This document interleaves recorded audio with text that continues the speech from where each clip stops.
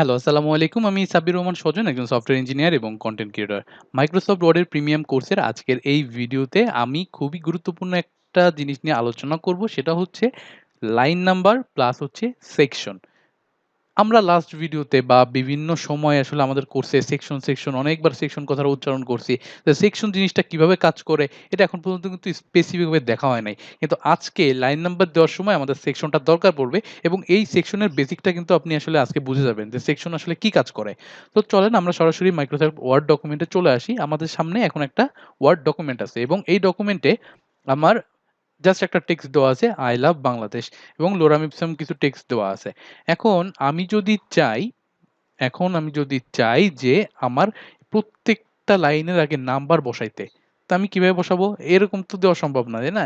১, ২, ৩ এরকম করে বারবার তো এখানে সরি ২, ৩ এরকম করে প্রত্যেকটার আগে তো নাম্বার বসানো সম্ভব না। এবং আমি চাই সেটা প্রিন্টও করতে। মানে একটা আজব জিনিস। উম এরকম কিছু একটা যদি আমি চাই সেক্ষেত্রে আমি কি করতে পারি? দেখেন এখান থেকে আমি চলে আসতে পারি আমার লেআউট অপশনে এসে এখানে লাইন নাম্বারস এ ক্লিক করলে এবং এখানে কন্টিনিউয়াস যদি দেই তাহলে কি হবে? আমার এখানে বাম পাশে লাইন নাম্বার চলে আসবে। এইটা একটা ভালো কাজ করে কোন সময় জানেন? যদি আপনি প্রোগ্রামিং রিলেটেড কোনো কোডিং লেখেন, মানে কোডিং যদি কোনো একটা কপি পেস্ট করে বসান, আপনার বাম পাশে দেখা যাচ্ছে লাইন নাম্বারটা দরকার পড়ে অনেক সময়। তো সেই ক্ষেত্রে আমার মনে হয় ভালো।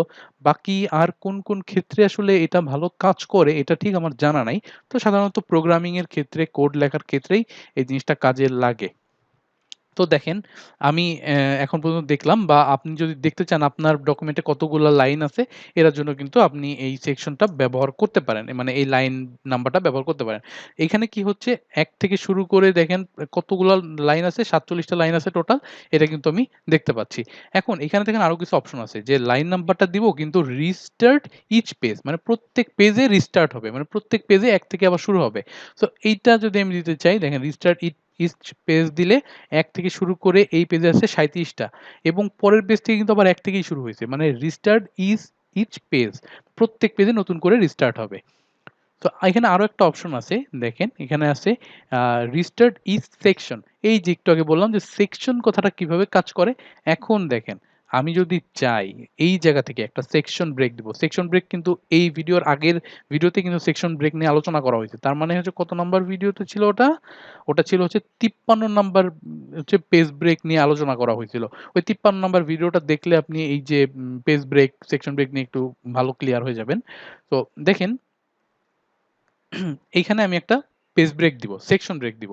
মোটামুটি আমি এই জায়গা থেকে শুরু, এই যে ১ নাম্বারের থেকে শুরু করে সবকিছু আমি পরের সেকশনে পাঠায় দিব। পরের পেজে পাঠায় দিব প্লাস ওইটাকে একটা সেকশনে ভাগ করে দিব। মানে ওইটা একটা বক্স, ওইটা আরেকটা বক্স হয়ে যাবে।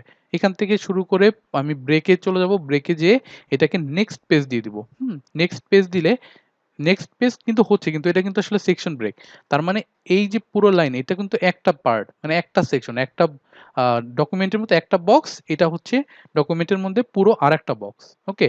সো এখন আমি চাইলে যে কাজটা করতে পারি, দেখেন এখান থেকে আরো একটা কাজ করি যে আম এই জায়গা থেকে শুরু করে পরের জিনিসটাকে আমি আবার দিব যে ব্রেক করব কন্টিনিউয়াস। মানে কন্টিনিউয়াস বলতে কি আমার এটা সেকশনে একটা সেকশনে ভাগ হবে, ঠিক আছে। একটা বক্সে ভাগ হবে প্লাস হচ্ছে এই জায়গায় থাকবে। দেখেন এটা কিন্তু একটা সেকশনে ভাগ হইছে প্লাস এই জায়গায় আছে। এই জায়গাটা এখন একটু খেয়াল করেন, যদি আমি লাইন নাম্বার এখন দেই এবং রিস্টার্ট ইচ সেকশন দেই তাহলে কি হয়? উপর থেকে ১, ২, ৩, ৪, ৫, ৬, ৭, ৮ মানে এইটা একটা সেকশন। এইজন্য এইটা কিন্তু ১ থেকে শুরু হইছিল। আবার এইটুক কিন্তু একটা সেকশন ছিল ১, ২, ৩, ৪ এখান থেকে শুরু হয়েছিল। আবার এখানে কিন্তু আমি একটা সেকশন ব্রেক দিছিলাম। এইজন্য এটা কিন্তু আলাদা একটা সেকশন হয়েছে। তার মানে আপনি চাইলে কিন্তু এই সেকশন দিয়ে অনেক কাজ করতে পারেন।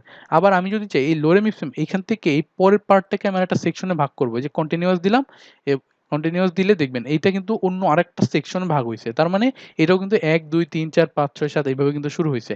তার মানে এইটা আলাদা একটা সেকশন হইছে, এটা আলাদা একটা সেকশন হইছে, এটা আলাদা একটা সেকশন হইছে। এইভাবে কিন্তু শুরু হয়েছে এবং পরে কিন্তু পুরো পার্টটা কিন্তু একটা সেকশন। ওকে? এইটাই মূলত সেকশনের কাজ এবং লাইন নাম্বারের কাজ। এই লাইন নাম্বারটা আ ওই যে যারা বললাম, যারা প্রোগ্রামিং রিলেটেড কাজ করে তাদের জন্য খুব ভালো দরকার পড়ে মাঝেমধ্যে কোডিং যখন লিখতে হয়। তাছাড়া আরো কোন ক্ষেত্রে আসলে লাইন নাম্বারটা খুব বেশি গুরুত্বপূর্ণ আমি আসলে জানা নেই। আমার আসলে জানা নেই। আপনার যদি জানা থাকে অবশ্যই কমেন্ট বক্সে আমাকে জানাবেন। আমার এটা জ্ঞানের স্বল্পতা। আপনি যদি জেনে থাকেন আপনি অবশ্যই আমাকে জানাবেন। সো আজকের ভিডিওটা এই পর্যন্তই। আশা করি সেকশন প্লাস হচ্ছে লাইন নাম্বার নিয়ে আপনার আর কোনো সমস্যা থাকবে না। আর তারপরেও যদি কোনো সমস্যা হয় অবশ্যই আমাকে প্রশ্ন করবেন। আমাদের যেকোনো সাপোর্ট গ্রুপ হতে পারে বা কমেন্ট সেকশনে যেখানে আপনি সুযোগ পান বা আমাকে সামনে পেলে আমাকে সামনে জিজ্ঞেস করবেন। বা সামহাউ মানে জেনে নেওয়ার চেষ্টা করবেন আরকি। তো আজকের ভিডিও এই পর্যন্তই। নেক্সট ভিডিও দেখা হবে আপনার সাথে। Till then take care.